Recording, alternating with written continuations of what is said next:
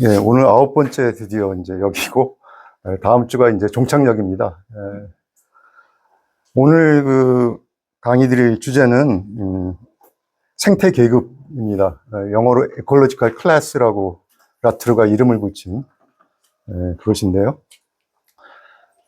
좀 갑작스럽게 계급이라는 개념이 라트르의 이론에서 좀처럼 안 쓰이던 그 개념인데, 계급이라는 개념이 여기에 등장을 하고, 그게 또 생태적이라는 것과 이제 결합이 된 말이 생태 계급이라는 그 개념으로 이제 제시가 됐고, 제가 뭐 나중에도 다시 설명을 드리겠습니다만은 이미 이제 제가 7강에서 가이아 정치 생태학에 대해서 말씀을 드릴 적에, 예, 그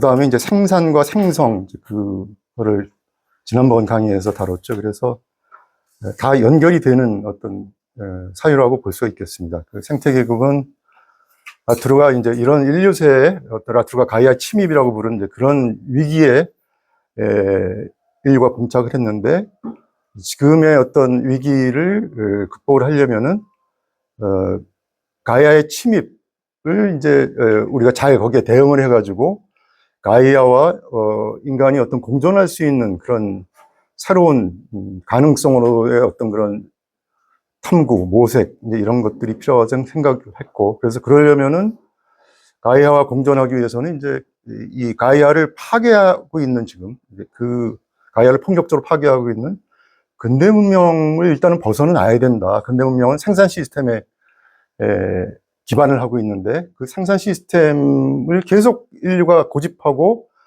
계속 그래서 이제 생산 시스템에 기반한 경제 성장을 계속 가장 중요한 가치로 추구하면은 가이아와 공존할 수가 없는 거죠. 가이아 속에서 인류가 제대로 이제 다른 비인간 종들과 공존하면서 이렇게 조화롭게 살 수 있는 어떤 그런 것이 안 생기는 거죠. 그래서 바로 그러한 이제 근대 문명에서 어떤 새로운 문명으로의 어떤 전환 또는 변혁이 필요하다고 생각을 했는데, 그것의 어떤, 그러면 우리가 바란다고 그냥 그런 일이 이루어지는 게 아니라 그런 거대한 어떤 문명의 전환을 주도할 수 있는 어떤 주체가 사실은 형성이 되고, 그 주체에 의해서 다른 사람들도 거기에 다 따르고 하면서 이제 문명이 어떤 변해가는 것이 가능하다고 생각을 했기 때문에, 그런 새로운 어떤 문명 전환의 변혁의 어떤 주체로서 생각해야 되는 개념이 생태 계급이라고 볼 수가 있겠습니다. 오늘 그 내용에 대해서 소개해 드리려고 합니다.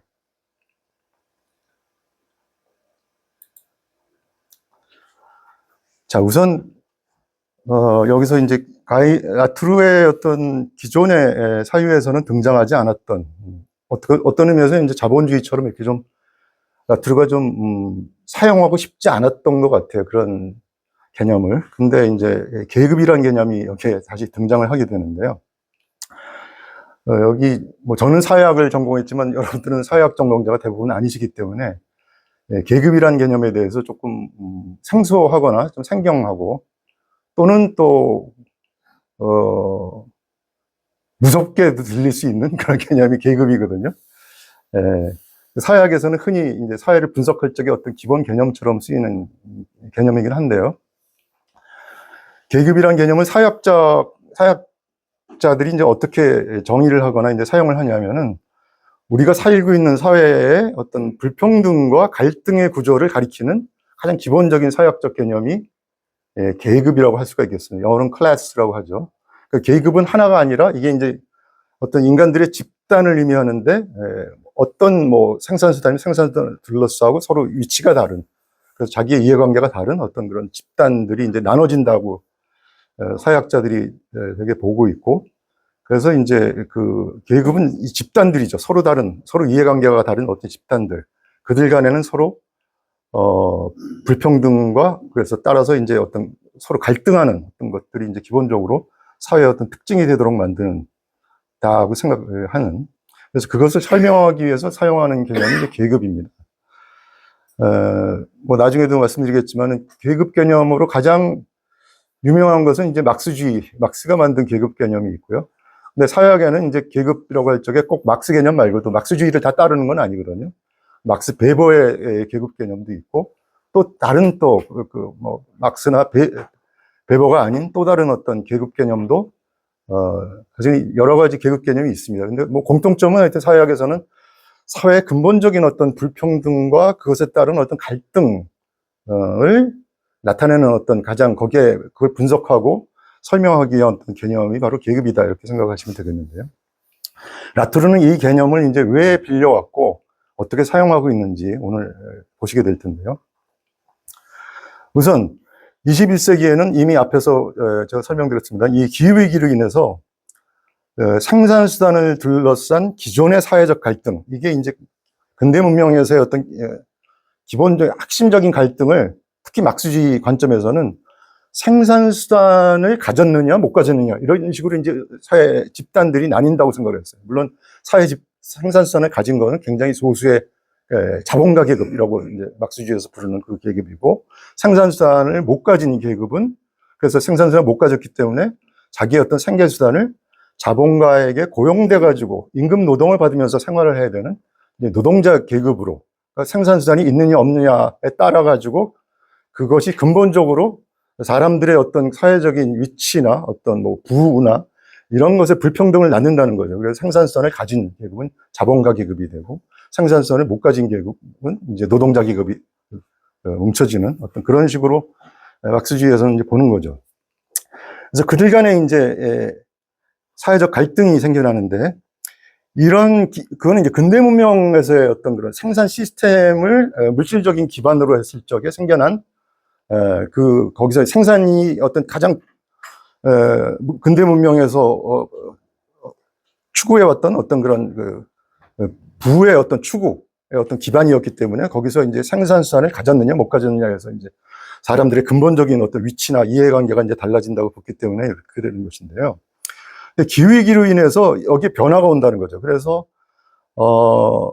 이제는 기존의 그 생산수단을 둘러싼 어떤 계급 간의 갈등이 이제는 지난 시간에 제가 설명을 드렸듯이 이제 가이아의 침입에 의해서 생성 시스템의 갈등, 생성 시스템 안에서 거주 가능한 영토를 가졌느냐 또는 못 가졌느냐, 이제 이런 것에 대한 갈등으로 이제 그것이 가장 중요한 사회의 어떤 갈등으로 바뀌게 된다. 점점 바뀌게 된다는 거죠. 그래서 이거는 거주 가능한 영토, 굉장히 그 생산수단하고는 다른 어떤 지구적인 것에 뿌리를 두고 있기 때문에 이거를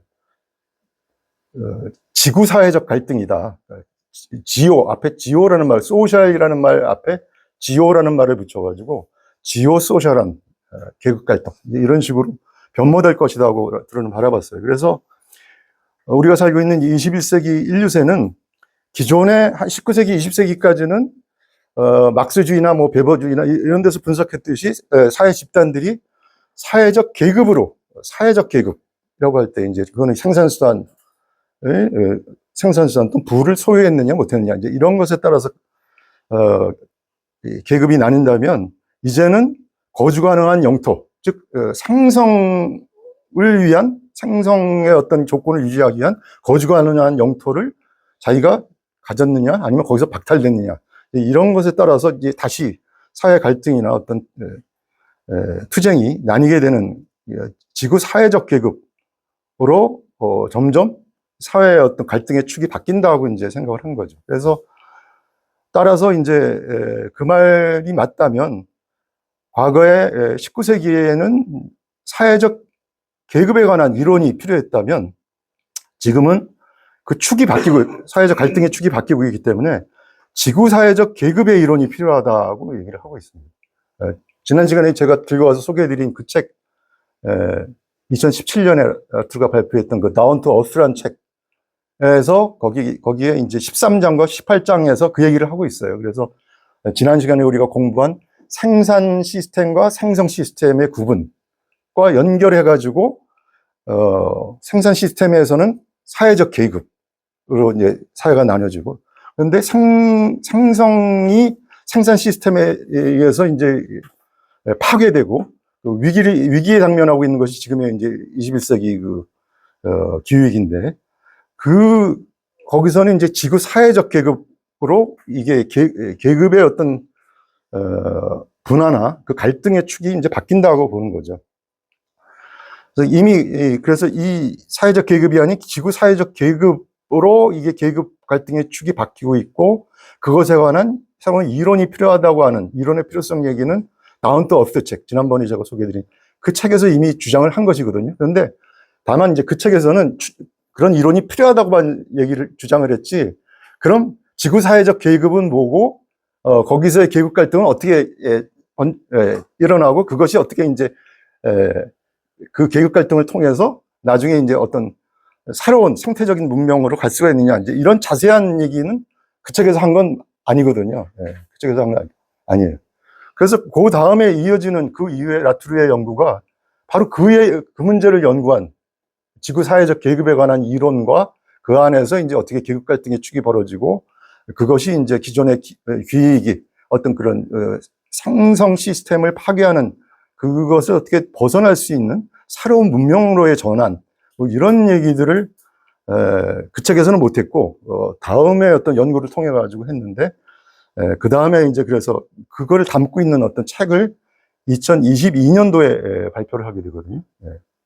그 책에 대해서는 조금 이따 다시 소개를 드리겠습니다. 하여튼 그래서 라투르는, 자, 다시 한번 앞에 19, 20세기 소위 근대 문명이 이제 가장 활발하게 꽃피웠던 어떤 그 시기라고 볼 수가 있죠. 그래서 그때 벌어졌던 어떤 정치도 제가 지난번에 이제 그 그림을 통해 가지고 근대화 정치, 그때 이루어졌던 거는 근대화 정치, 뭐 로컬 대 글로벌의 어떤 그런 갈등. 그래서 이념적으로는 정치적인 우파 대 좌파.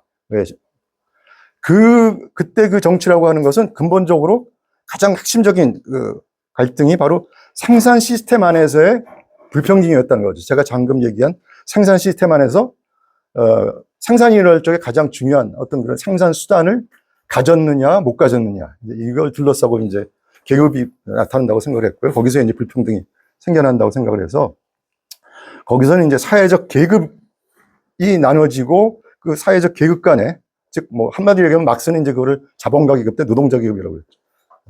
자본가 계급은 생산수단을 가진 계급이고, 노동자 계급은 생산수단을 못 가진 계급이고. 그래서 그 사회적 계급 투쟁이 벌어지고, 그것이 이제 가장 그 산업화된 사회, 자본주의 사회에서의 어떤 근본적인 그 사회 구조는 사회적 계급으로 나눠지고, 그 계급 간의 갈등이 그 사회의 역동성, 그 사회의 정치를 설명하는 가장 중요한 요인이 된다고 막스는 주장을 했습니다. 그런데 라투르는 참 라투르는 막스주의 이론에 대해서 상당히 사실 기본적으로 좀 그게 제대로 된 유물론이 아니라고 비판적인 입장을 고수하고 있지만, 그래도 19, 20세기의 사회, 아직 인류세가 아닌 그 사회에서의 어떤 계급 갈등이나 이런 것들을 정확하지는 않았지만, 그래도 막스주의의 어떤 사회적 계급 투쟁의 이론이 상당히 근사치에 가깝게 이렇게 설명해서 이제 사람들에게 굉장히 설득력을 가졌었다는 거죠. 그래서 이제 막스주의에 기반한 어떤 뭐 노동운동이나 계급운동이 이제 일어나기도 하고, 그래서 그것이 이제 상당히 말하자면 정확하지는 않았지만 그래도 사람들에게 설득력을 가질 수 있는, 현실과 상당히 많은 점에서 이렇게 부합하는 어떤 그런 설명력을 가졌기 때문에 그것이 이제 수용이 되었다고 인정을 해요. 사실 근대 문명이 아직도 지배적인, 그래서 아직 새로운 문명으로의 어떤 모색이나 그런 어떤 새로운 어떤 예를 들어서 어떤 생태적 문명으로의 어떤 전환 위한 어떤 움직임이나 이런 것들이 아직은 굉장히 좀 미약한 그런 나라, 뭐 저는 그런 나라를 대표적으로 이제 한국이라고 보고 있는데요. 한국은 정말 아직까지 근대 산업 문명이 아주 지배적인 그런 나라입니다. 그래서 그 말은 뭐냐면, 이제 막스주의 관점에서 볼 때는 아직도 생산 시스템이 그 밑에 깔려 있는 물질적인 토대고, 그래서 이제 생산 수단을 가졌느냐 못 가졌느냐에 따라서 사람들의 어떤 그 부와 어떤 사람들의 어떤 뭐 여러 가지 생활 양식, 소비 수준 이런 것이 이제 불평등하게 달라지는 어떤 그런 사회라고 볼 수가 있는데요. 그래서 막스가 얘기했던 사회적 계급 투쟁이라고 하는 것이 아직도 우리나라에서 굉장히 우리나라도 이제 조금씩 변화하고는 있지만 아직도 굉장히 우리나라 기본적으로 저는 근대적 산업 문명 가장 지배적인 나라 중에 하나라고 보기 때문에 그게 상당히 사회적 어떤 계급 간의 어떤 갈등도 그것이 상당히 크게 나타나고 있다고 보고 있습니다. 뭐 단적인 예가 바로 얼마 전에 있었던 굉장히 크게 이제 벌어지다가 이제 어떤 협상에 성공을 함으로써 이제 그 위기를 벗어났던 게 뭐죠? 삼성전자의 그 파업 투쟁이었죠. 여러분 다 뭐 아직 잊지 않으셨죠? 예. 그래서 엄청난 그게 전 사회적인 어떤 관심을 끌고 사람들에게 이제 주목을 끌고 이게 어떻게 될까? 그 파업으로 일어나서 이게 굉장히 이제 파국으로 가지 않을까? 우리나라의 어떤 산업화나 경제 성장이 파국으로 가지 않을까? 아니면 어떻게 그 파업 투쟁을 봉합을 해가지고 그 위기를 넘을까? 이제 굉장히 가슴 조마조마하게 하는 그런 어떤 투쟁이 있는데요. 하여튼 뭐 이거는 뭐 갈등을 완전히 해결한 건 아니지만 봉합을 해서 위기를 넘겼습니다. 우리나라. 예. 그런 식의 모습이 막스가 얘기했던 바로 생산 시스템에 기반한 그런 나라에서 어떤 서로 다른 어떤 그 생산선을 가진 계급, 바로 이제 삼성전자의 어떤 소유주나 뭐 오너나 이제 그들의 오너의 이익을 대변하는 어떤 경영자 계급이 있겠죠. 그게 바로 자본가 계급이에요. 그리고 이제 지금은 노동조합이 과거에는 없었지만 지금은 이제 노동조합이 생겨서 노동조합으로 되게 소속되고 뭉친, 그래서 자기의 이해관계를 거기서 노동조합을 통해서 추구하려는 노동자 계급 간의 이제 자본가 계급 대 노동자 계급 간의 투쟁이 벌어졌던 거였죠. 그래서 그거는 결국 이제 경영 이익을 둘러싼 어떤 분배의 투쟁이 되는 거죠. 그러니까 그 사람들의 어떤 기본적인 위치가 갈라지는 거는 생산수단을 소유한 계급이냐, 생산 소유하지 못해서 자기의 임금노동으로 생활하는 계급이냐, 이렇게 근본적인 위치가 갈라지는데, 그들의 위치가 갈라져서 그들이 투쟁을 벌이는 거는 그 기업에서 생산한 이익이 있죠. 생산의 이익을 둘러싸고 누가 얼마를 가져가느냐, 이런 분배 투쟁이 거기서 벌어지는 게 사회적 계급 투쟁의 모습이라는 거예요. 그 막스가 설명한 거하고 상당히 근사해요. 그래서 우리나라에서는 아직도 사회적 계급 투쟁이 상당히 많이 일어나고 있다, 이제 볼 수가 있는데요.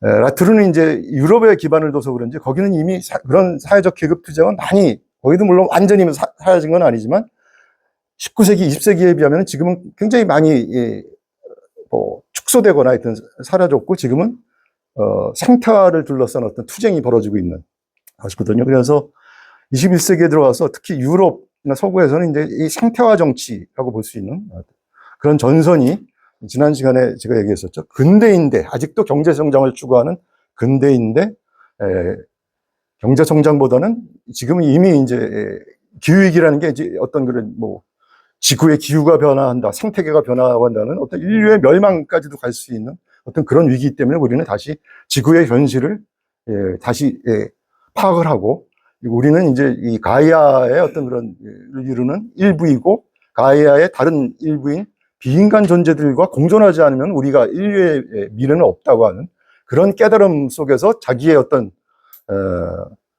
미래의 어떤 삶을 추구해야 된다고 보는 그런 존재들, 그런 인간들을 어떤 이제 지구족이라고, 제가 테레스트리아라고 라투르가 부른다고 얘기했죠. 테레스트리아를 번역한 말이, 저는 이제 제가 번역한 말이 지구족인데요. 그래서 21세기 생태화 정치가 벌어지는 거는 이제 근대인과 지구족 간에 벌어지는 갈등이고 투쟁이다, 이제 이렇게 말씀드렸죠. 이거는 근본적으로 생산 시스템이 아니라 생산 시스템 안에서의 어떤 거주 가능한 영토를 둘러싼 어떤 불평등이고 투쟁이고, 이렇게 달라진 거죠. 그래서 이거는 지구적인 거주 가능성의 조건에 따라서 달라지는 것이기 때문에 그냥 사회적 계급 투쟁이 아니라 지오소셜 클래스 스트러글, 그러니까 지구 사회적 계급 투쟁이 벌어지고, 이제 앞으로 지금 이미 나타났고, 물론 서구에서 지금은 굉장히 활발하게 나타나고 있지만, 앞으로는 이제 근대 문명을 추구한 모든 나라에, 전 지구적으로 이게 지구사회적 계급 투쟁이 나타나고 벌어지게 될 것이다 하고 이제 라투르는 예측을 하고 있어요.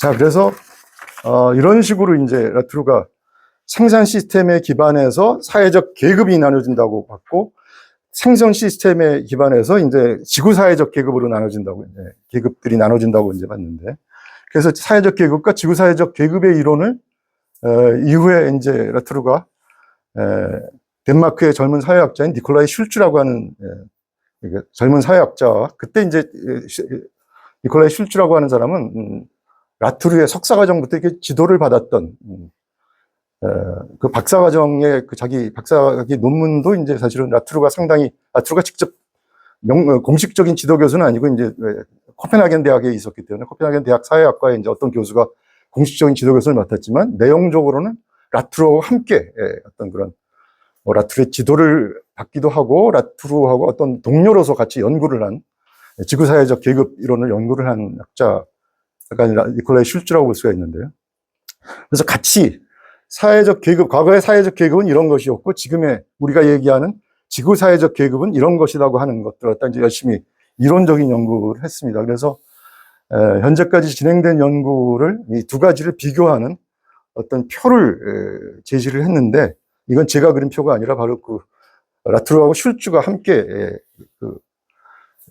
연구했던 내용을 이제 표를 요약을 한 어떤 그림입니다. 그래서, 각각에서는 이제 사회적 기초는 뭐로 보느냐. 그러니까 사회적 계급 이론에서는 생산 시스템이 사회의 어떤 물질적인 기반이라고 본다. 사회 기초가 그거다고 본다는 것이고요. 지구사회적 계급에서는 이제, 생산 시스템이 아니라 생성 시스템이, 지난 시간에 제가 생산과 생성, 구분해서 설명을 드렸죠. 그걸 기억을 하셔야 돼요. 이게 달라지는 것이고, 그래서 계급을 확인하는 방법은 서로 다른 계급은 어떻게 확인되는 거냐. 사회적 계급에서는 이제 생산수단의 소유 여부로 근본적으로 정의가 된다는 것이고요. 그것에 따른 경제적 위치가 이제 서로 달라진다는 것이고. 생성 시스템에서의 지구사회적 계급의 확인 방법은 재생산수단, 생성하기 위해서는 이제 재생산, 이 생명이 계속 재생산이 돼야 되는데 그 재생산수단에 대한 접근으로 정의되는 영토적 위치에 따라서 그런 재생산수단의 가장 중요한 게 거주 가능한 영토거든요. 그 영토를 자기 것으로 소유했느냐, 아니면 거의 그것을 소유하지 못했거나 아예 박탈이 했느냐에 따라가지고 이제 그 영토적 위치가 달라지는 게 바로 이제 생성 시스템 안에서 이제 불평등한 계급으로 달라진다는 거죠. 뭐 그래서 이제 서로, 이제 가진 자, 사회적 계급에서는 이제 생산수단의 소유 여부로 달라지기 때문에 이제 가진 자는 못 가진 자를 이제 그 집에 착취를 하게 되는데 그래서 이제 막스는 이제 그걸 잉여가치라고 불렀죠. 착취한 자본가 계급이 노동자 계급으로부터 이제 잉여가치를 착취해서 이윤을 얻는다고 이제 얘기를 했고요. 라트루하고 이제 슐츠는 지구사회적 계급은 생산 시스템 안에서 이제 그런 거주가능한 영토의 소유 여부에 따라 가지고 이제 타자들의 땅에 대한 착취로부터 생기는 영토적 이윤을 가진 자들이 얻게 된다. 그래서 그걸 이제 잉여가치가 아닌 잉여 존재라는 개념으로 이렇게 대비해서 부르고. 그래서 이 사회적 계급에서는 계급 투쟁이라는 게 생산수단을 가졌느냐 못 가졌느냐, 생산수단을 둘러싼 어떤 투쟁, 생산수단 여부에 따라서 경제적 이익을 얼마나 가져가느냐가 이제 서로 달라지기 때문에 생산수단의 투쟁이 되는 것이고, 지구사회적 계급에서는 이제 계급 투쟁이라는 것이 재생산수단, 즉 거주 가능한 땅에 대해 땅을 가졌느냐 못 가졌느냐 이제 이걸 둘러싸고 투쟁이 벌어지는 것이라고 봤고요. 동맹 세력, 자기의 계급과 동맹 세력은 누구냐면 생산 시스템에서 당신과 위치를 공유하는 사람들. 생산 시스템에서 예를 들어 그럼 당신의 계급 위치는 뭐라고 이제 막스주의에서 보냐면 그거는 당신하고 생산수단 소유 여부에서 위치가 같은 사람들. 너도 생산수단을 가진 사람이면 넌 자본가 계급에 속하는. 생산성을 못 가지고 넌 임금 노동 가지고 생활하면 너는 노동자 계급. 뭐 이런 식으로 계급 위치. 동맹 세력이 그렇게 달라지는 거죠. 자기하고 계급 위치가 같은 사람하고 이제 동맹을 맺게 되잖아요. 그 동맹을 자기하고 그 생산 시스템에서 생산수단의 소유 여부에서 위치가 같은 사람들이 자기의 동맹 세력이 된다는 거죠. 사회적 계급과는 달리 지구사회적 계급에서는 물질적 존재 조건, 즉 거주 가능한 영토의 소유 여부에서 그것에서 그 위치를 공유하는 사람들로 또 여기서 갈라지는 거죠. 거주관하는 영토를 너는 가진 사람이냐, 못 가진 사람이냐에 따라가지고 서로 동맹 세력이 갈라진다는 것이고요.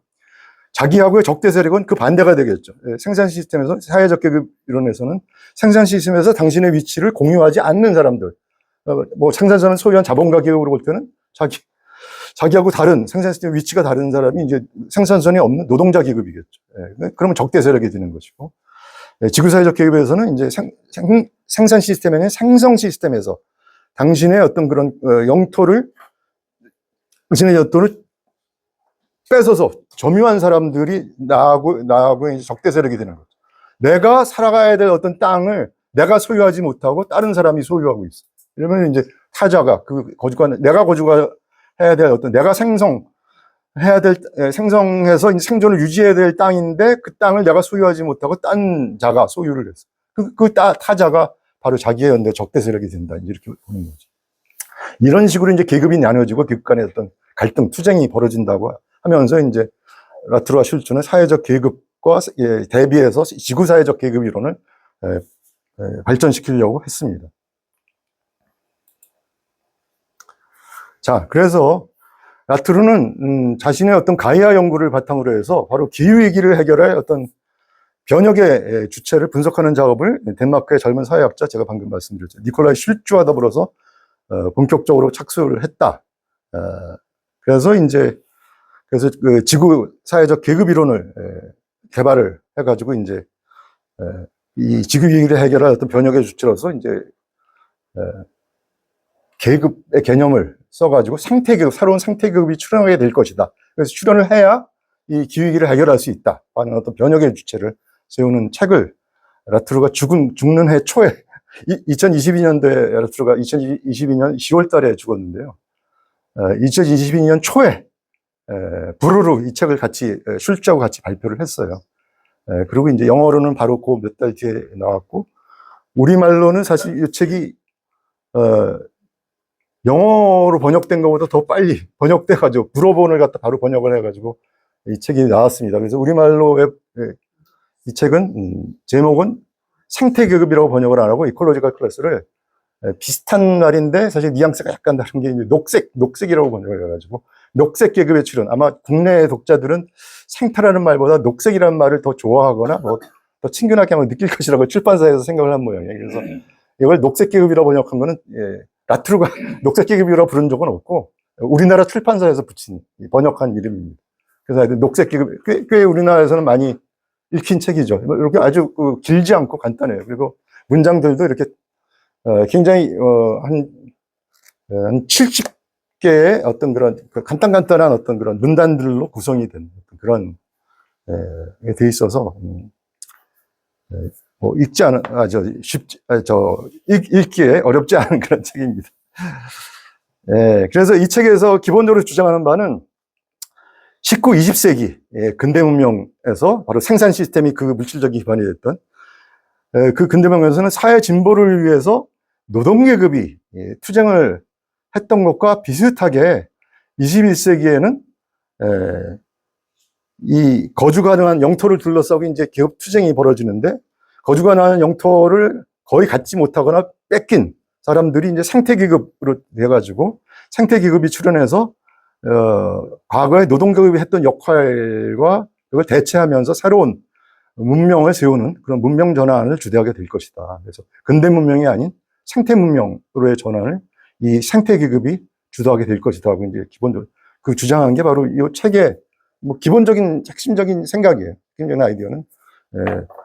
과거 19세기, 20세기는 그래, 사회 진보를 위해서 노동계급이 투쟁을 하고 노동계급이 많이 사회를 민주화시키고 뭐 하여튼 사회를 좀 평등하게 만드는 그런 역할을 많이 했어. 근대 문명이 쉽게 망하지 않고 이렇게 그래도 이제 그런 식으로 민주화되고 뭐 좀 경제적으로도 좀 평등하게 되는데 기여를 함으로써 근대 문명이 이렇게 계속 유지되는 역할을 했어. 그러나 그 근대 문명은 결국 그런 성취는 이뤘지만 핵심적으로 기후위기를 초래하는, 기후위기를 점 더 심화시키는 했는데 그거는 노동계급도 인식을 못했고 해결할 수 있는 게 아니야. 자본가계만의 노동계급은 해결할 수 있는 게 아니라 새로운 주체가 필요해. 그래서 그때는 이제 21세기는 지구사회적 계급 투쟁이 더 먼저이기 때문에 그 기반에는 이제 생성 시스템이 있기 때문에 새로운 거기서의 어떤 불리한 어떤 위치에 있는 생태 기급이 출현을 해서 생태 문명으로의 전환을 주도하게 될 것이다. 그게 이 책에서의 핵심적인 주장입니다.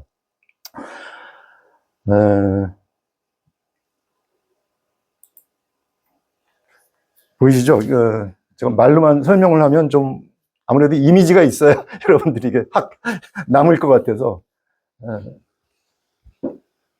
자, 여기 정답게 지도교수하고 학생이 이 사람이 니콜라이 슐츠고요.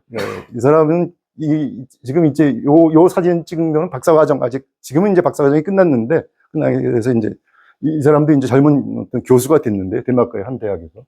이때는 이제 박사과정 아마 공부할 때인 모양이에요. 그래서 옆에서 이제 라투르가 아주 정겹게 바라보면서 뭐 지도도 하고 같이 동료로서 같이 토론도 하고 이제 그러면서 이제 이 지구사회적 계급 이론을 그리고 이제 나중에 생태계급 이 책을 들어갈 내용들을 갖다 여기서 이제 같이 연구를 했다고 하는데 둘이 그래서 이제 2022년도에 발표한 책이 이거는 이제 영어로 번역이 된 거죠.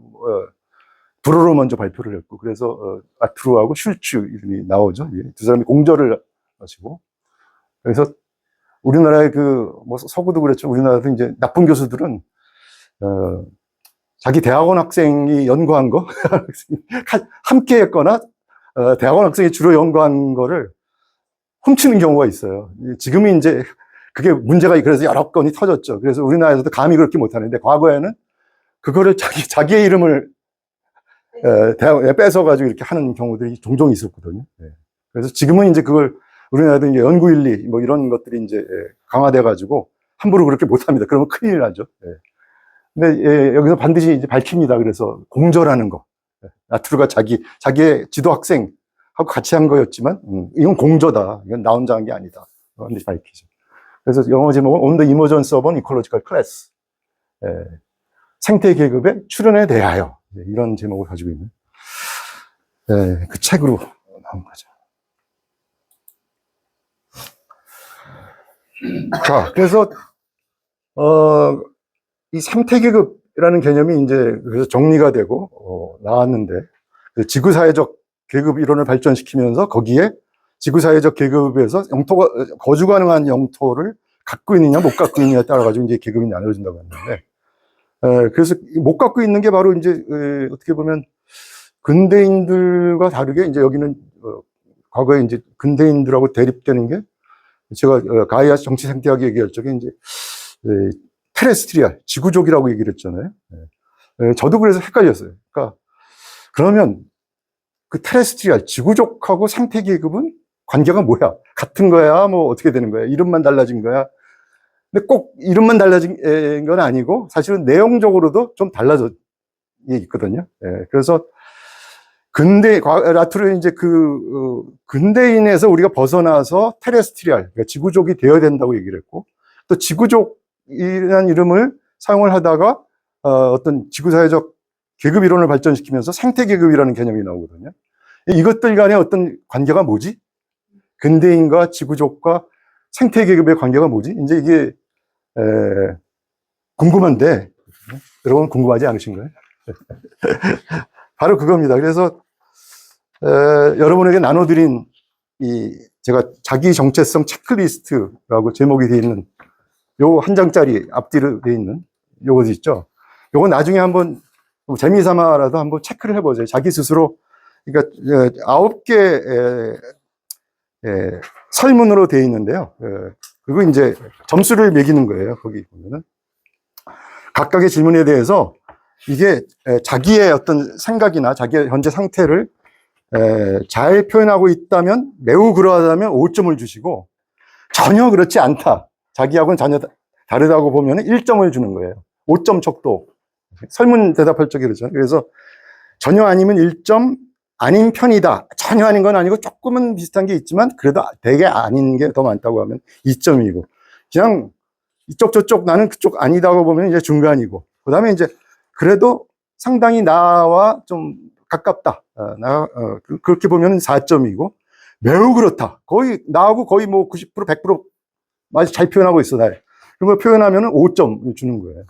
그래서 1점부터 5점을 각각의 9개 그 설문에 대해서 그거 이제 매기는 거죠. 그래서 첫째가 일부가 이제 근대인으로부터 자기는 얼마나 이제 근대인으로부터 이탈했는가인데, 근데 이탈하지 않았으면 전부 이제 매우 그러하다는 게 이제 5점이 되겠죠. 예. 아니죠. 아니네요. 이 이탈도를 하는가, 전혀 이탈하지 않았으면 1점이 되겠네요. 예. 이탈을 많이 했다면 5점이 되는 거죠. 네,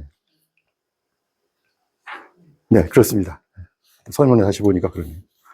그 다음에 이제 2부는 지구족에 해당하는 세 가지 특징을 놓고 보는 거예요. 세 가지. 4번, 5번, 6번인데, 이거는 여기하고 가까우면 자기는 지구족, 매우 그러하다고 보면 이제 지구족으로 볼 수 있는 것이고, 지구족이라고 하는 거는 자기는 생명권에 어떤 발을 붙이고, 그러니까 가이아에 발을 붙이고 비인간 존재들을 나와 얽힌 동료이자 주체로 나는 여긴다고 하는, 많이 여기면 이제 자기는 지구족의 정체성을 가졌다고 볼 수가 있는 거죠. 솔직히 그냥 누구도 안 보는 거니까 혼자서 체크하시고 솔직히 대답하셔야 돼요. 거기다 점수를 한번 매겨보시고. 3부에 해당하는 건 이제 지구족에서 한 걸음 더 나아가서 자기가 나 가이아의 일원이고 나는 다른 비인간들과 같이 공존해야 될 존재야 정도라고만 느끼면 그냥 지구족 여기에 해당하는 거라고 볼 수가 있는데, 생태계급은 이제 이게 정치화되고 전선을 형성할 수 있는 거, 나와 적대 세력이 있다고 하는 거를 느끼고 나는 투쟁할 각오가 돼 있다고 했을 적에 그런 정도까지 정체성이 발전하면 그거는 지구족에서, 물론 지구족이긴 하지만 지구족 중에서 더 한 걸음 더 나아가가지고 자기는 그걸 위해서 투쟁한다. 적들이 여기 있다. 이제 적극적으로 나서는 어떤 변혁의 어떤 말하자면 전사로 나설 수 있는 그런 각오가 돼 있는 쓸 때는 생태 계급이 되는 거예요. 계급 의식으로, 생태 계급의 의식으로 이제 무장을 하게 되는 거죠. 그래서 7번, 8번, 9번은 바로 그것입니다. 그래서 정치적 전선의 인식, 비인간을 위한 대변경 번역, 생태적 연대와 조직화, 뭐 이런 것에 적극적으로 자기는 동의한다고 보면 이제 다 5점이 되겠다. 이러면은 이제 생태 계급으로 되겠죠. 그래서 이게 근대인에서 출발해가지고 점점 이탈해서 지구족이 됐다가 지구족에서 점점 더 강화되어 가면 이제 생태 계급이 되는 이런 순서라고 볼 수 있어요. 라트루의 어떤. 그래서 이 라트루가 이제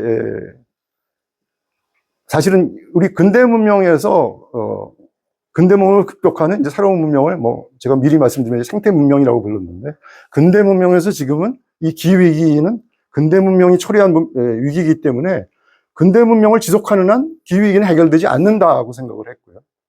기후위기를 해결하려면 새로운 문명이 필요하다는 거죠.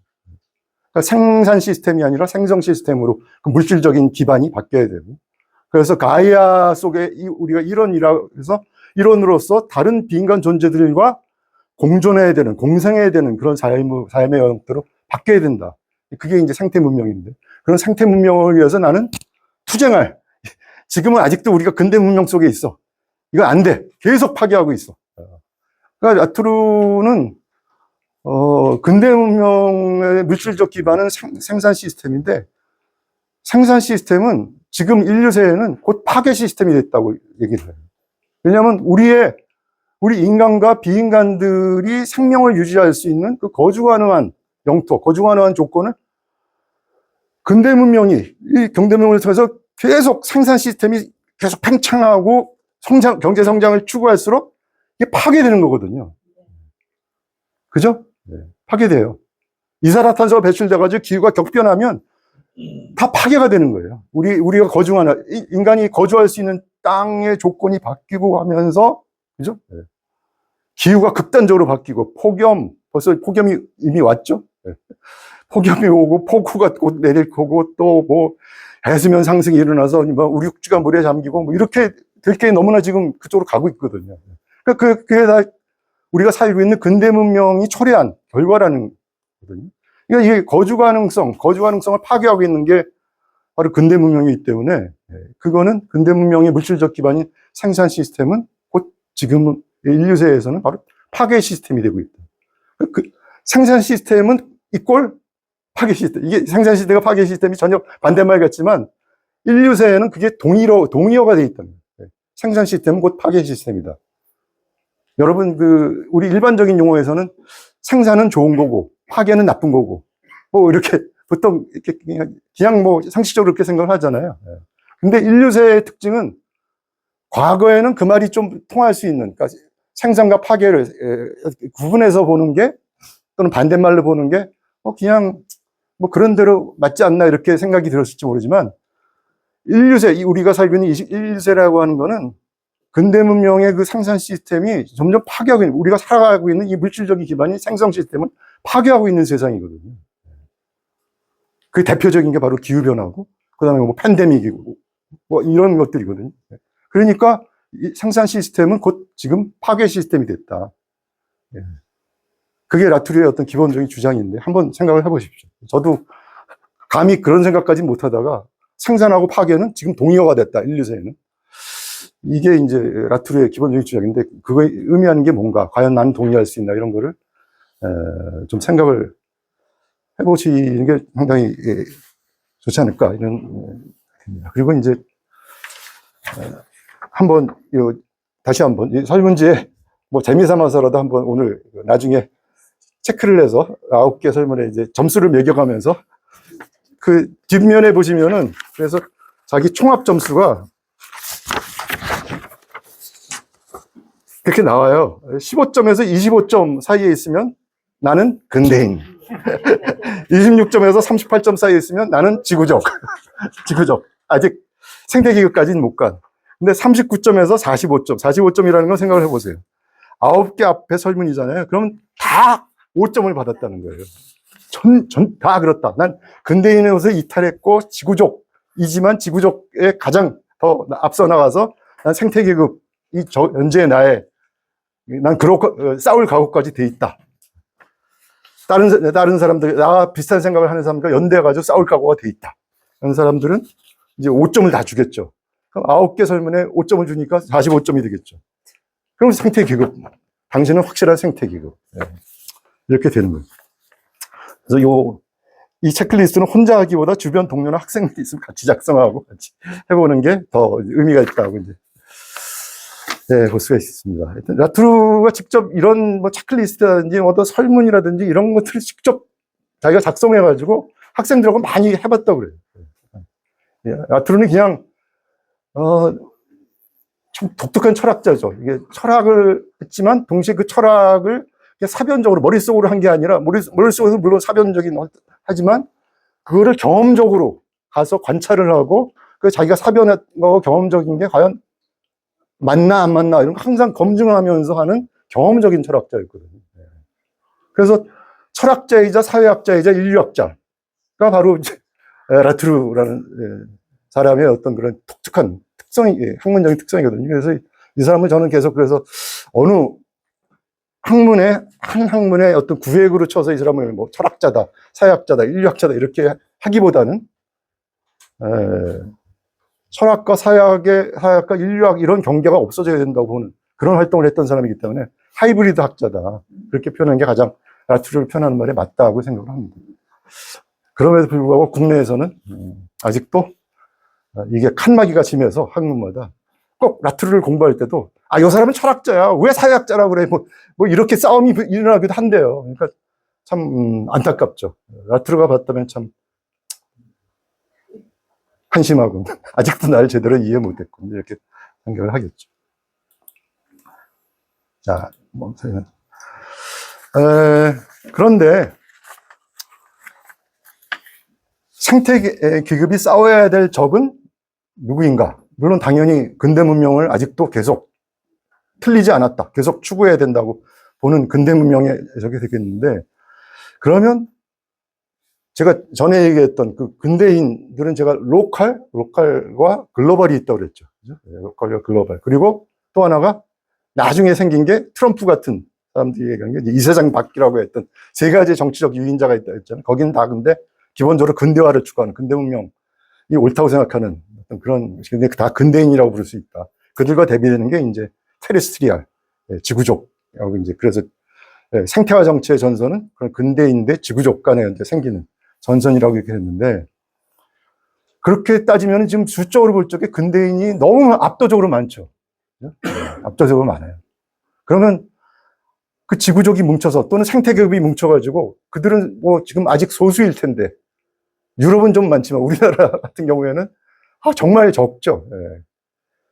뭐 녹색당을 소속돼가지고 뭐 열심히 뭐 정치 투쟁을 하고 이제 하는 사람들이 우리나라도 생기기는 있겠지만 정말 그 이번 지방선거에서도 미미할 만치, 예. 뭐 투표지에 잘 이름이 보이지도 않는 만큼 후보도 적고 그들의 어떤 움직임은 아주 미비한데 나머지는 뭐 지금 제가 볼 때는 예를 들어서 뭐 국힘은 말할 것도 없고 국힘은 거의 이사장 밖을 추구하는 트럼프주의자가 되지 않았나 싶고 민주당은 글로벌리스트 같아요. 그러니까 아직 뭐 글로벌하게 어떤 경제 성장을 다 추구하는 그래서 한국이 거기에 상당히 중요한 어떤 핵심적인 부분이 되는 뭐 그래서 저는 저 개인적으로 민주당은 글로벌리스트에 가깝다. 이렇게 글로벌의 정치적 이인자를 추구하는 어떤 그런 로컬은 아니고 이게 글로벌 세계 시장에서 어떤 자기의 성장 추구하는 어떤 그런 그런데 이제 물론 민주당 안에도 상당히 거기 다른 당보다는 그래도 기후위기 대책팀도 있고 그런 걸 하고 있더라고요. 저하고 좀 만나보기도 했는데 그래서 그 안에 테레스트리얼적인 인식을 가진 의원들과 국회의원들과 그 정책팀들이 없지 않아 있긴 있어요. 근데 물론 뭐 거기서 목소리가 아무래도 이제 경제 성장을 추구하는 게 민주당의 어떤 가장 큰 부분이기 때문에 예, 아직은 민주당은 그냥 근대인적인 정당이다 이렇게 저는 생각을 하고 있죠.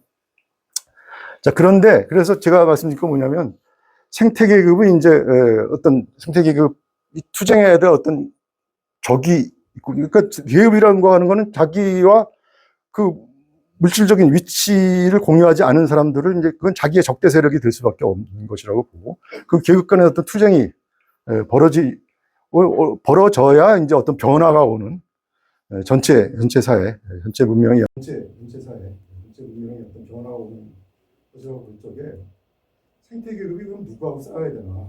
지금 아직도 예를 들어 우리나라 같은 경우는 압도적으로 일반 시민들도 뭐 정치인들 말할 것도 없고 일반 시민들도 대부분 다 난 경제 성장이 가장 중요한 것이라고 거기에 뭐 투표를 하는 사람들인데 마음속으로는 기후변화가 문제고 기후변화에 해결돼야 될 어떤 대책을 시급하게 세워야 된다고 보십니까? 하고 설문 돌리면 우리나라 국민의 60몇 %는 동감을 한다고 표시를 해요.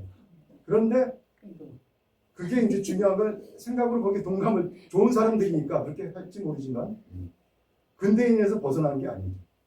그걸 벗어나서 그럼 당신이 정말 현실을 바꿔놓을 그런 법이나 정책을 바꿔놓는 거는 이제 우리 대표를 뽑아서 정치가 그렇게 바뀌어야 되잖아요.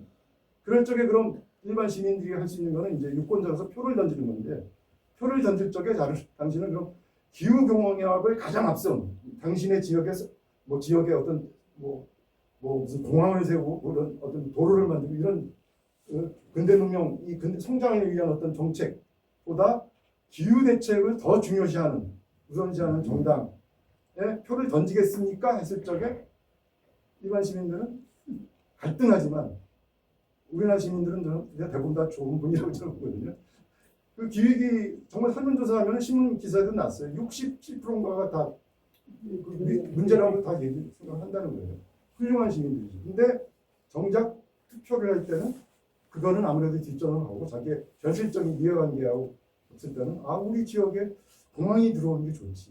그게 우리의 취업 자리도 생기고 뭐 공항 확보해서 이제 교통도 더 빠르게 늘어나면서 뭐 세계적으로 뻗어나가고 뭐 그러는 거 아니야? 거기다 표를 던진다는 거죠. 그러니까 표를 거기다 던진다는 건 아직도 근대에서 오고서 한다는 거 아니에요? 그래서 우리가 이런 갈등하고 있는 시민들한테 그러니까 여기 근대인과 이 지구적의 정체성을 함께 지닌 상태라고 볼 수가 있는데 그런 사실 이렇게 강의하고 있는 저 자신도 진짜 생활을 할 때는 제가 어떤 때는 근대인적인 사고를 하고 편리한 걸 위주로 하다가 또 기획이 뭐 이런 토론이나 뭐 이런 강의에 나올 때는 지구적처럼 행동한단 말이에요. 진짜 생태기급처럼 다 하는 거죠. 이게 복합적인 그게 들어가 있는 거기서 갈등하고 있는 자기 내면적인 갈등. 그러면 싸워야 될 적이 이 생태계급이라는 건 적대 세력이 있고 적대 세력과 확연하게 손을 긋고 싸워야 되는데 누구하고 싸워야 되느냐? 만약 생태계급이 지금 우리나라에 뭐 있어봐야 뭐 아마 5%도 안 될 거예요. 저거에. 그러면은 나머지 95%는 대충은 다 근대인이라고 수가 있는데 95%가 적으로 돌리고 싸워야 되느냐? 여러분 어떻게 생각하세요? 어렵죠. 그건 무리한 얘기예요. 그래서 이건 근대인 전체를 적으로 돌리고 싸워야 된다는 얘기가 아니라 이렇게 생각을 할 수가 있어요. 생각을 바뀌어서. 우리 대부분의 사람들은 특히 일반 시민들은 아직 복합적인 정체성을 지니고 갈등하고 있는 분들이다. 그렇기 때문에 그들을 설득해내야 될 대상이지 그들과 싸워야 될 대상으로 돌리는 것은 이게 잘못된 정의라는 거죠. 그래서 다만 확실히 싸워야 될 사람들이 있어요. 그들이 누구냐면 트럼프주의자들. 기후 변화가 있다는 걸 아예 부정하고. 그걸 인간이 일으켰다는 걸 부정하고. 우리는 화석연료 계속 사용하면서 계속 성장. 드릴이 그 트럼프주의자들의 구호거든요. 트럼프가 직접 하는 드릴이 뭔지 아세요? 뚫으라는 거죠. 채굴을 해가지고 채굴을 해서 계속 그걸 많이 사용하자.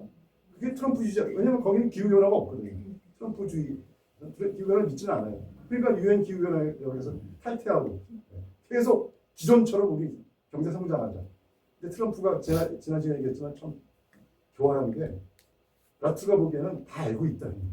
기후 변화 당연히 인간이 화석연료 사용해서 경제 성장을 추구하다 보니까 이게 왔다는 거예요. 글로벌라이제이션은 그건 이제 세계 전체로 그걸 추구했기 때문에 온 것이고 이런 사실을 트럼프주의자들은 다 알고 있다는 거예요.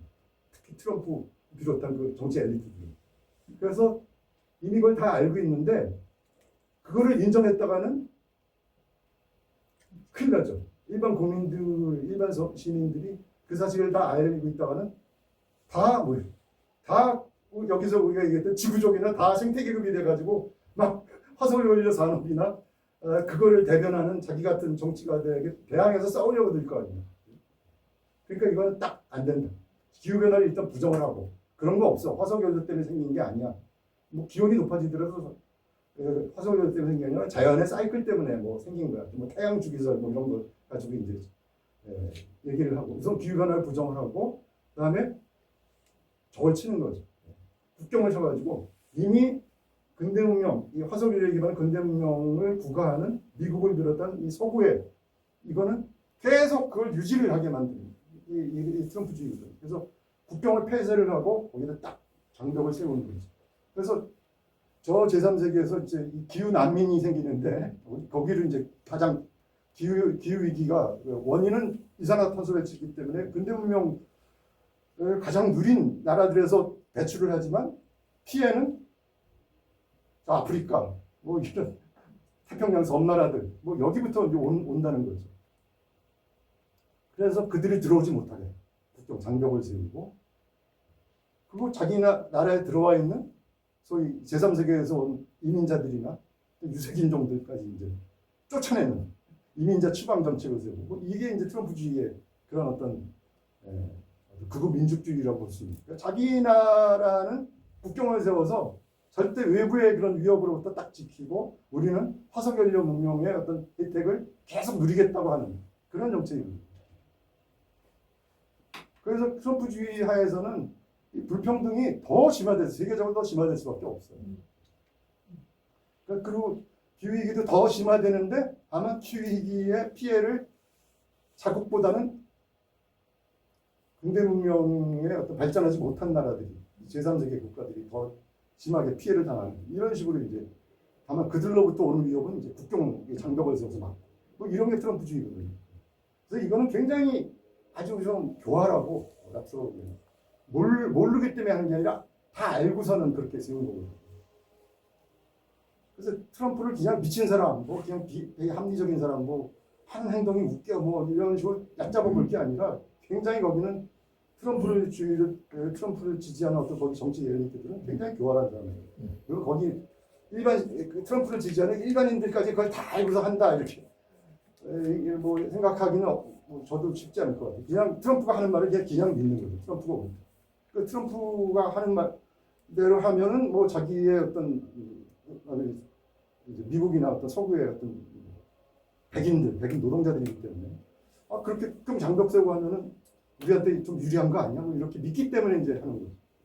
나토가 보기에는 그 불가능한 일이죠. 기후 20에는 그런 식으로 해서 계속 지켜나가는 게 불가능해요. 왜냐면 지구 전체가 지금 다 기후 위기로 인해서 지금 생태가 파괴되고 생산 시스템 자체가 지금 파괴되고 있는데 그런 게 지속 가능하지가 않다.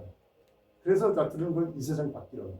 이 세상에 밖에 유토피아를 세워가지고 사람들을 갖다 막 말하자면 속여서 그쪽을 따르게 만드는 자기의 정권을 유지하는 이렇게 만드는 것이라고 봅니다. 그래서 싸워야 될 적은 첫째로 바로 이 세상 밖의 정치적 유행자 주도하는 엘리트들은 생태계를 싸워야 될 확실한 적이에요. 그들은 적. 두 번째로는 싸워야 될 적은 어떤 그런 이 세상 밖의 정치적 유행자를 주도하는 그런 근데 엘리트들이 아니라 우리 내면에 우리가 갈등하는 존재잖아요. 우리 근대인 정체성도 아직도 남아있고 그렇지만 또 지구적으로의 지향과 뭐 생태교육도 될 수 있는 잠재력 그런 것도 있는데 우리 내면에 정착된 근대주의적 세계관 그 자체 인간과 비인간, 자연과 사회를 이분법적으로 나누면서 인간이 더 뭔가 하여튼 더 우월하고 뭐 그러니까 인간이 자기의 어떤 발전을 위해서 자연을 갖다 착취를 하고 파괴하고 이런 거 괜찮다고 보는 그런 근대주의적 세계관을 이것과는 싸워야 된다는 거죠.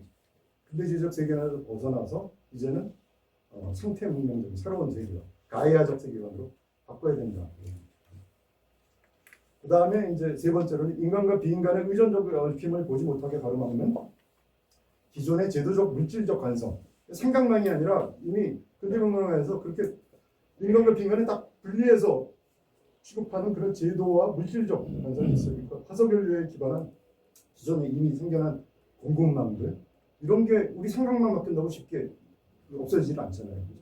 이게 이제 저기 되는 예를 들어서 뭐 석유 파이프라인이 쫙 중동에서부터 이렇게 깔려서 이제 오잖아요. 석유가 그런 공급망들 생태계 파괴를 비용으로 처리하지 않는 법제도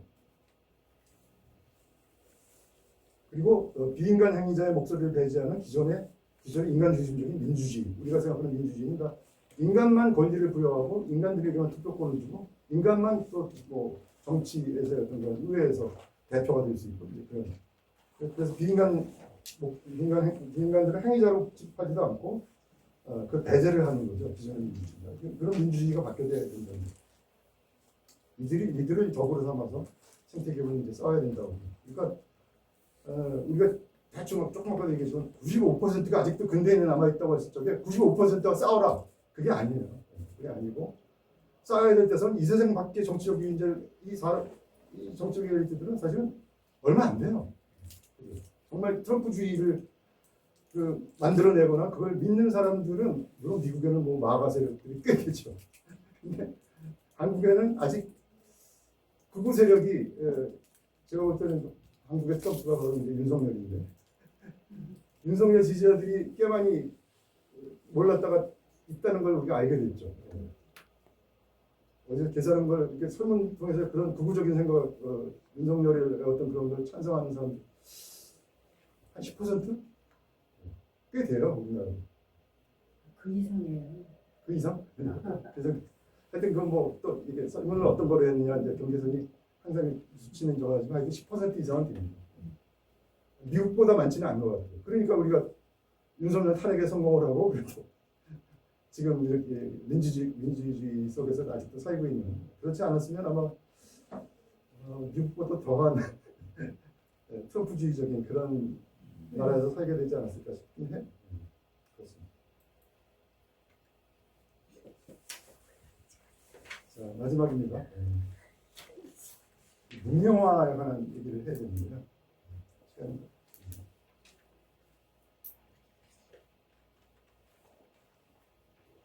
들어가고 실주가 이제 생태 계급 이론을 그래서 이제 이 책에서 정리를 해서 발표를 하면서 그때 계급에 관한 어떤 생각을 물론 이제 물질적인 어떤 경제적인 막스가 이제 얘기했던 생산 시스템 중심 그거는 아니지만 그래도 생성 시스템도 주로 물질적인 어떤 기반 즉 생성 시스템이라고 볼 수 있는 거주 가능한 영토나 뭐 이런 거를 굉장히 강조하고 그것이 있느냐, 자기 속에 있느냐 아니냐 이런 거 가지고 계급이 나눠진다고 보긴 봤는데 생태 계급의 출현이라고 하는 거는 그것만으로 충분하지 않다 이게.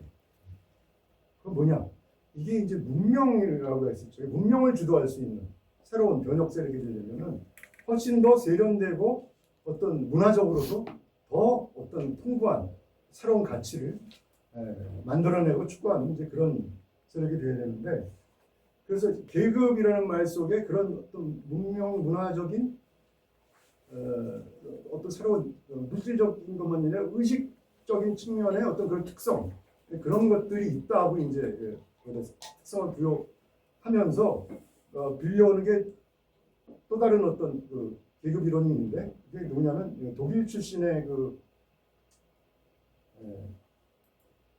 나중에 이 사람이 유태인이어서 이제 35년도에 이제 영국으로 망명을 해서 학문 활동을 이제 주로 영국에서 많이 한 분인데요. 저기 이름이 있죠. 노르베르트 엘리아스라고 하는 사회학자예요. 원래 철학에서 이분이 출발했는데 철학에 실망을 하고 사회학 분인데요. 이분이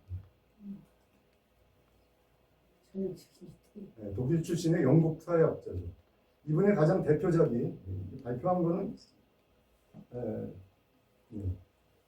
35년도에 첫 판을 이제 발표를 했는데, 그때 이 책이 널리 알려지지는 않고 69년도에 영국에서 재출간을 해가지고 그때 이제 굉장히 아마 6.8혁명 영향이 있었기 때문에 이제 그때 굉장히 널리 알려져서 히트친 책이 바로 이 책입니다. 문명화 과정이라고 합니다.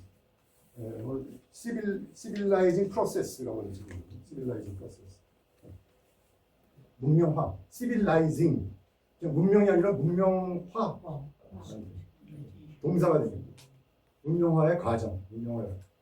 서구에서 문명화라는 게 어떻게 일어났느냐, 그거를 이분이 이 책에서 설명을 한 것인데요. 이 엘리어스의 문명화 과정론에서는 새로운 사회적 규범, 예를 들어서 지배계급의 어떤 그런 세련된 에티켓이나 자기 감정의 제어나 폭력의 억제, 이런 것들을 우리가 문명이라고 했을 적에, 시빌라이즈 됐다고 했을 적에 우리 특징을 삼는 게, 어떤 사람이 어떤 한 개인을 볼 때도 에티켓을 지키고 어떤 자기 감정을 제어를 적절히 독점할 수 있고 폭력을 쓰지 않는 사람을 문명화된 사람이라고 생각을 할 수가 있잖아요. 그게 필요하다는 거죠. 그게 있어야, 그런 게 있어야 이제 비로소 문명이라고 얘기할 수 있고 문명화됐다고 볼 수가 있는데, 처음에는 그게 이게 이제 근대 문명에서 그랬다는 거죠. 그 공정 귀족이나 부르주아지, 새로운 시민계급 같은 특정 중추계급의 내부 규율에서 시작이 됐다. 그래서 그 새로운 문명이 일어나려면 그런 중추계급이 생겨난다고, 중추계급이 생겨나서 이런 에티켓이나 감정의 제어나 폭력의 억제를 할 수 있는 내부 규율이 생겨나야 된다고 합니다. 그래서 이 중추계급의 형성을 문명의 형성에서 가장 중요한 동인으로 봅니다. 영어로 피벗 클래스라고 하는, 이 사람의 그래서 계급 이론은 피벗 클래스 이론, 중추계급, 우리나라로 번역하면 피벗타이라는 영어가 있는데 피벗 클래스라고, 우리말로 중추계급. 이 중추계급은 자신들만의 정교한 자기 제약과 감수성을 공유하며 이를 통해 스스로의 정당성을 확보하는, 그래서 이들의 행동 양식은 점차 사회 전체로 번져나가 결국 한 시대의 문명적인 표준이 된다고 엘리아스가 얘기를 하고 있어요. 문명화라는 게 그렇게 일어납니다. 이 중추계급이 형성돼가지고 이런 자기 컨트롤을 하고 이렇게. 아트루와 슐츠가 바로 이 사람의 문명화 과정론을 들여와서 생태계급론에 이식을 해서 생태계급도 그런 계급이 되어야 된다고 본 거죠. 생태계급은 단순히 우리가 환경오염의 피해자다, 그래가지고 이 환경오염 시킨 놈은 나쁜 놈들하고 그냥 막 나가서 막 암울하게 싸우고 이런 게 아니라, 그런 이익투쟁도 해야 되지만 그러면서도 그들은 지구의 한계를 인식하고 스스로를 제약하는 새로운 삶의 방식과 감수성을 먼저 자기 스스로 체화해가지고 타락해가는 기존 지배 문명, 즉 우리 하고 있는 근대 사회에서의 지배 문명은 무한 경제 성장을 추구하는 근대 문명이죠. 이 지배 문명을 대체할 새로운 문명화, 생태 문명이라고 부르습니다. 이것의 표준을 주도하는 변혁의 주체. 그러려면 그냥 싸움으로서 그냥 되는 게 아니라 자기 스스로 어떤 그런 과거의 어떤 근대 문명의 중추기급처럼 어떤 에티켓이나 자기 감정 제어나 폭력의 억제, 이런 것들을 스스로 할 수 있는 그런 걸 쌓아야 된다는 거예요. 그런 감수성을 말하자면 좀 문화적인 그런 능력을 키워야 된다는 거죠. 그래야만 자부심을 갖고 다른 사람에게 우리를 따르라고 할 수 있는 그런 계급이 될 수가 있다. 그래야 생태문명으로의 전환이 가능하다.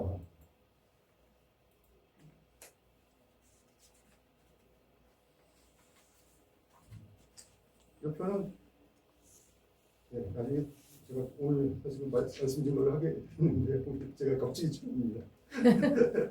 말씀 증거에서도 사용할 건데 미리 설명은 안 드리겠습니다. 근대 문명과 생태 문명을 여러 측면에서 이제 차이를 갖다 요약해 놓은 것이거든요. 나중에 다시 설명드리도록 하고요. 마지막에 이것만 생각해 볼 문제, 세계교약 관련해서 생태 계급이라는 거는 종교하고는 서로 어울리지 않는 관계로 보이는데, 그렇죠? 우리 생태 계급이라고 얘기했을 적에 계급 얘기가 나오면 종교하고는 전혀 관계점이 없거나 하여튼 물과 기름처럼 생각이. 왜냐하면 저는 생각해보니까 종교는 초월성을 추구하는 것으로 우리에게 생각되고, 계급은 그 반면에 내재적인 현실을, 지구의 내재적인 현실을 다루는 것 때문에 서로 어울리지 않는, 서로 다른 차원에 있는 것으로 생각하기 때문이 아닌가, 이렇게 저는 보는데요. 그렇지만 종교가 중요시하는 영성 스피리추얼리티, 영성 뭐 다 아시죠? 근데 지금 이게 종교를 자꾸 이제 초월적인 것으로 보는 게, 우리는 영성이라고 할 때도 하늘에서 하나님에게서 내려온 것, 아주 초월적인 영성만 생각을 하는데, 지구라는 내재적 세계를 지향하는 이걸 상태적 영성으로 우리가 기독교의 영성을 전환한다면 종교는 생태계급의 형성에 크게 기여할 수 있을 뿐만 아니라, 왜냐하면 생태계급이 뭐냐면 뭐 다른 걸 위해서 싸우기도 하지만 한편으로 그 문화적인 저거를 주도할 수 있는, 다른 사람이 따르도록 만들려면 생태적 영성을 자기가 취하해야 되는 그런 것으로도 우리가 볼 수 있다면, 생태계급의 참여를 통해서 종교 역시 새로운 활력도 되찾을 수 있지 않을까.